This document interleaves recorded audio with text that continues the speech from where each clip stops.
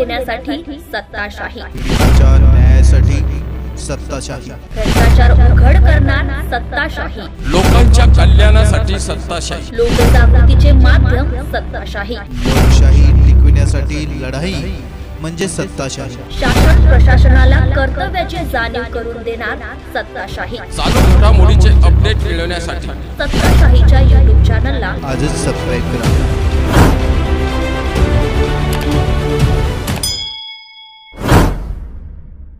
युतीला वेळ प्रतिसाद मात्र नाही, नाईकांचा थेट आरोप। मी 5-6 वेळा पुढाकार घेतला, इंद्रनील नाईकांची खंत व्यक्त।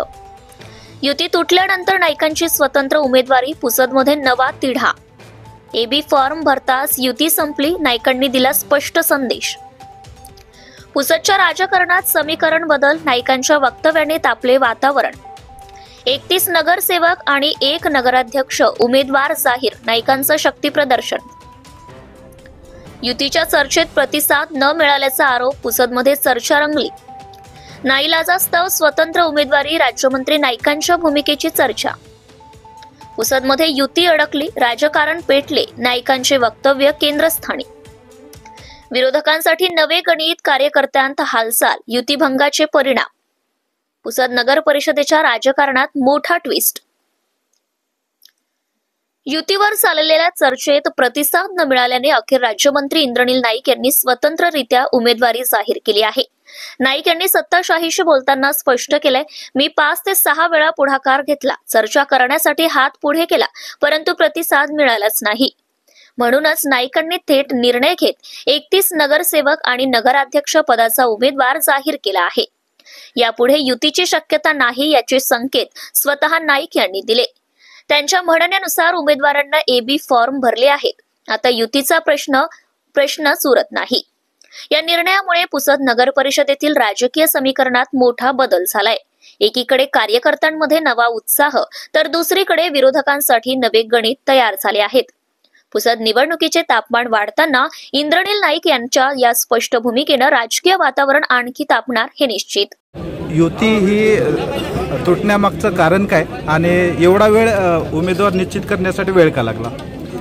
बघा, एक महायुतीचा एक आघाडीचा पक्ष म्हणून आणि स्थानिक स्वराज्य निवडणुका ह्या कार्यकर्त्यांच्या आणि स्थानिक निवडणुका राहतात, स्थानिक लेवलचे निर्णय राहतात। पण माझ्याकडून मी 4 ते 5 वेळेस मी स्वतः जाऊन समोरून अप्रोच करून मी प्रयत्न केला की झाली पाहिजे 100%, पण शेवटपर्यंत रिस्पॉन्स मिळत नव्हता आणि आजचा शेवटचा दिवस, मग निर्णय घेणं हा अपेक्षित होतं। मग काल रात्री 11:30-12च्या दरम्यान आम्ही निर्णय घेतला आणि सर्व 31 उमेदवार आणि नगराध्यक्ष हे आपण रिंगणात उतरवू।